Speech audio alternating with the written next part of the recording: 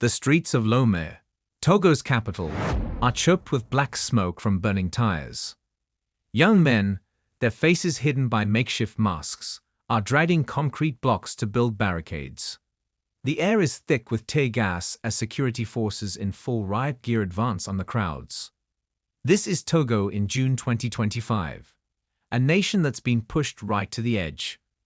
For 3 days, protesters have been clashing with police, all demanding one thing: the resignation of their leader. The government's answer has been swift, and it has been brutal. Human rights groups are reporting that at least 7 people have been killed, dozens more have been arrested, and some have allegedly been tortured in detention.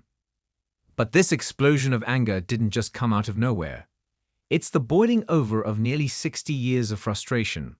It's a direct reaction to one family's ever-tightening grip on this West African nation of 9 million people. The protesters' chant is simple, and it cuts straight to the heart of the problem. 50 years is too long. So how did we get here?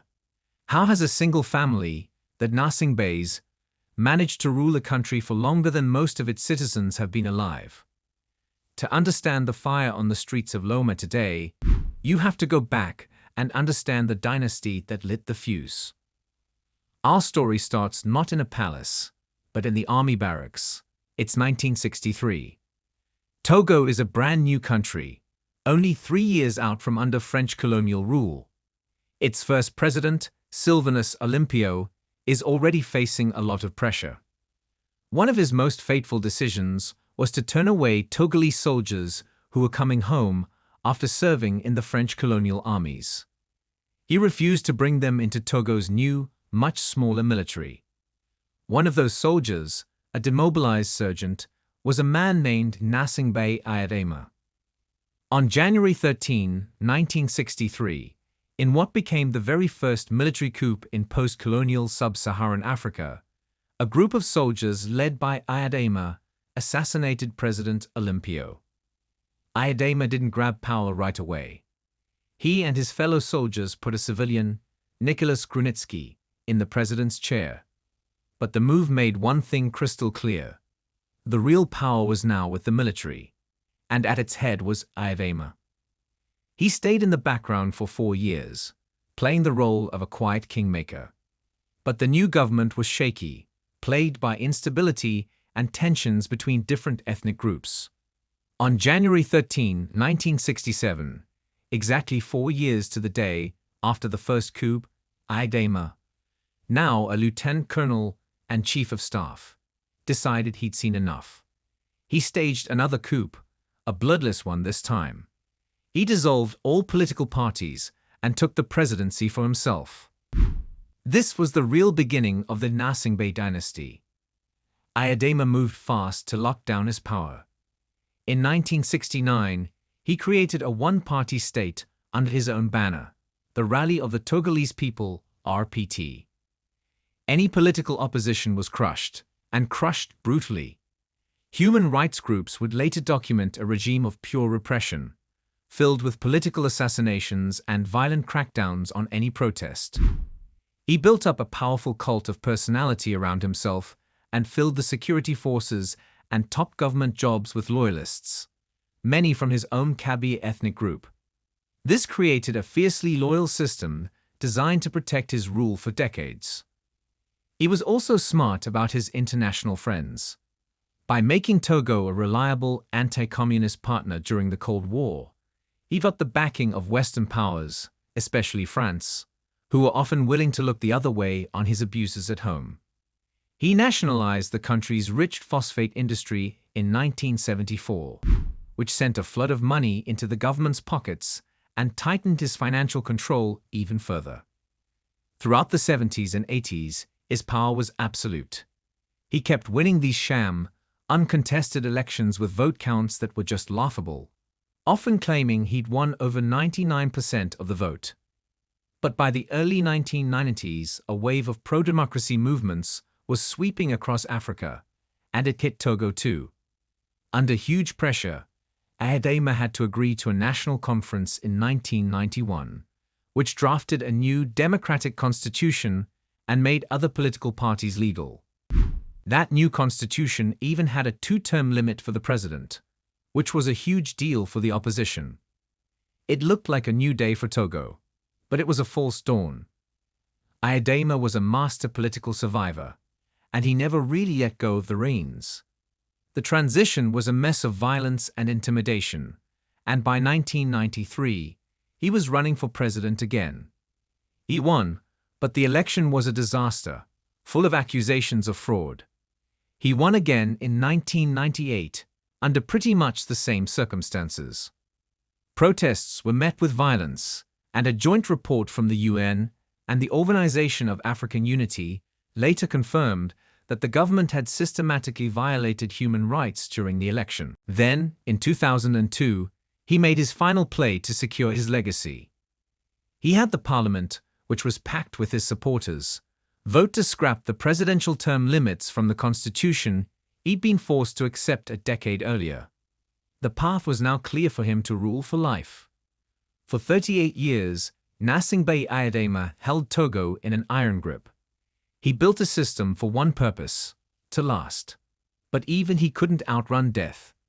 In February 2005, Aidema died suddenly, leaving a power vacuum. The system he had so carefully built was about to face its first real test. The constitution was pretty clear on what should happen next. If the president dies, the head of the National Assembly is supposed to take over as acting president and organize new elections within 60 days. But that's not what happened. Within hours of Aidema's death, the military, the true backbone of the regime, made its move. They sealed the country's borders and announced that Aidema's son, Faure Gnassingbé, was the new president. The international community was furious. The African Union called it what it was: a military coup. Togo's neighbors hit them with sanctions. For a few weeks, it looked like the dynasty might actually fall apart. But Faure, facing all this pressure, played his cards very cleverly. He stepped down, agreed to an election, and let the constitutional process play out, or at least he made it look that way. The presidential election was held in April 2005. Faure Gnassingbé was declared the winner. The opposition immediately cried foul, pointing to massive fraud and voter intimidation. Violence exploded across the country. In the brutal crackdown that followed, hundreds of people were killed, and about 40,000 Togolese had to flee to neighboring countries. But despite the bloodshed and the contested result, Faure Gnassingbé had the presidency. The son had inherited his father's throne, not with a smooth coronation, but through chaos and violence. The dynasty had survived.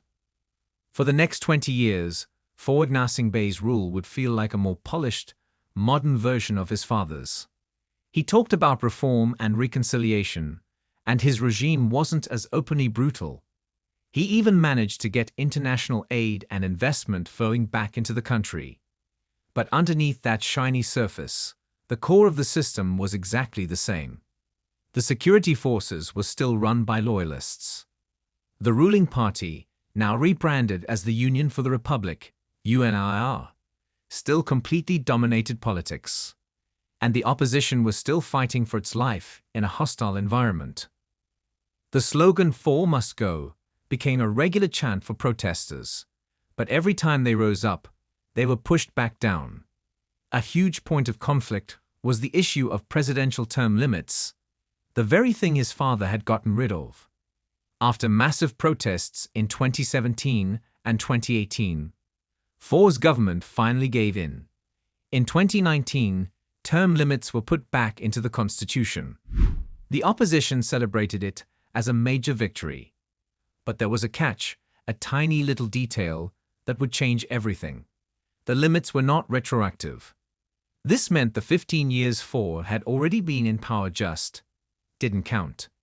He was now free to run for 2 more terms, which could keep him in office all the way to 2030. He easily won the 2020 election, and once again, there were accusations of major irregularities. The opposition had won a battle, but the Gnassingbé regime was getting ready to win the war. The promise of the dynasty, finally ending in 2030, felt empty to a lot of people. They'd seen this move before: give a small concession to release some pressure, then make a strategic move to take back that ground. They wouldn't have to wait long to see what was next. And this time, it would be the move that pushed Togo to its breaking point. This cycle of twisting constitutions and the public pushing back is a pattern you see in a lot of countries where leaders want to hang on to power. Understanding how these systems are built and challenged is more important than ever. If you find this look into Togo's story insightful, make sure to subscribe and hit the notification bell.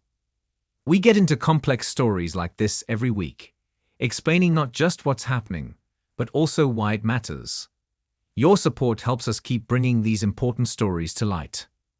By early 2024, the political tension in Togo was so thick you could cut it with a knife.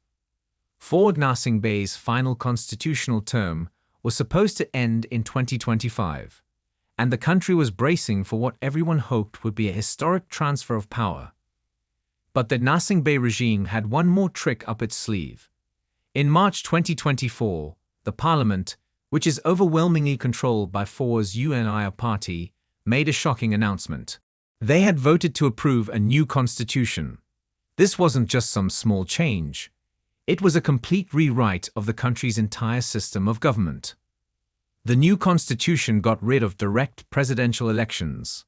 From now on, the president would be picked by parliament, not by the people. This new presidential role would be mostly ceremonial, with just a single term limit. At first glance, you might think, okay, a move to a parliamentary democracy. But the devil was in the details.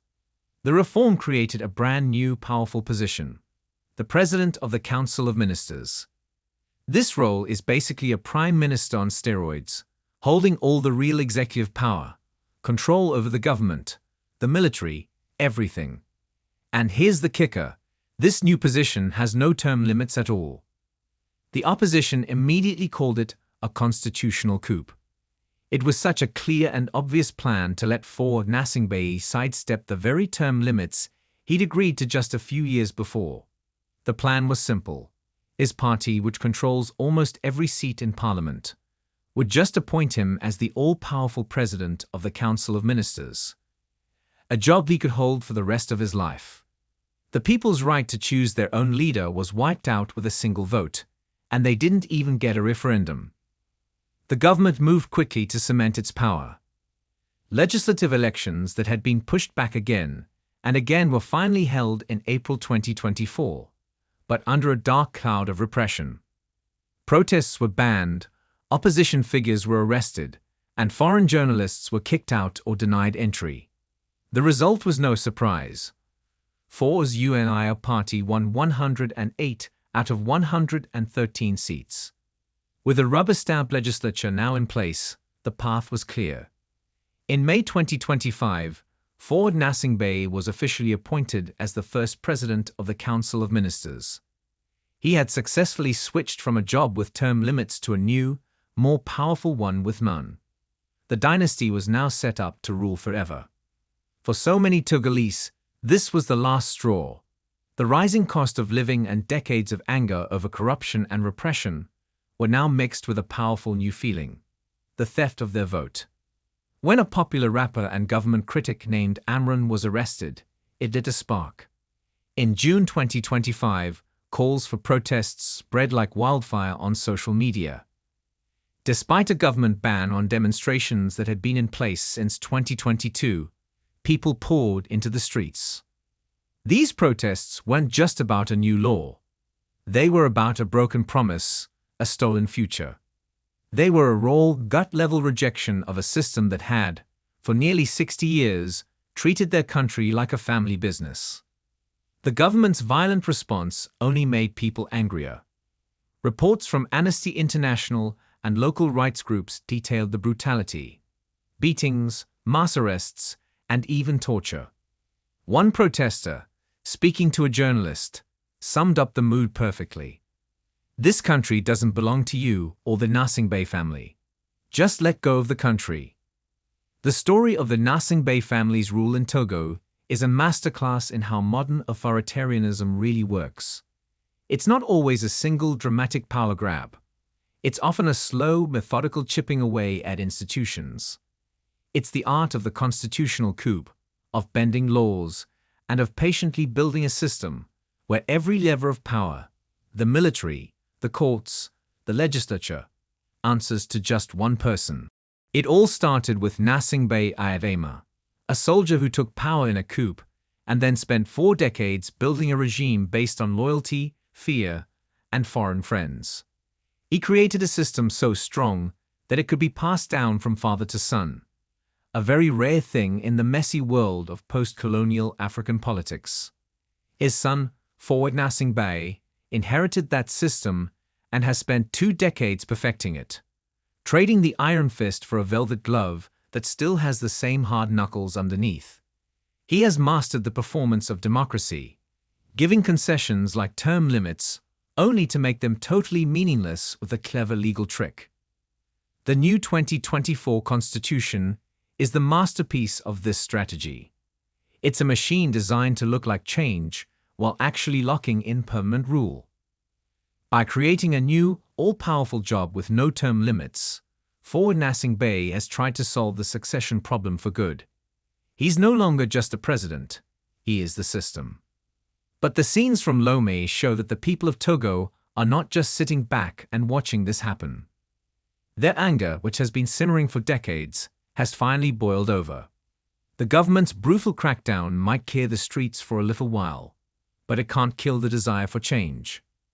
Togo is now at a dangerous crossroads. The Gnassingbé dynasty has made its boldest move yet to lock down its rule for another generation. The people have answered with their loudest no to date. The future of this small West African nation hangs in the balance, caught between a family that refuses to let go and a people who are refusing to give up.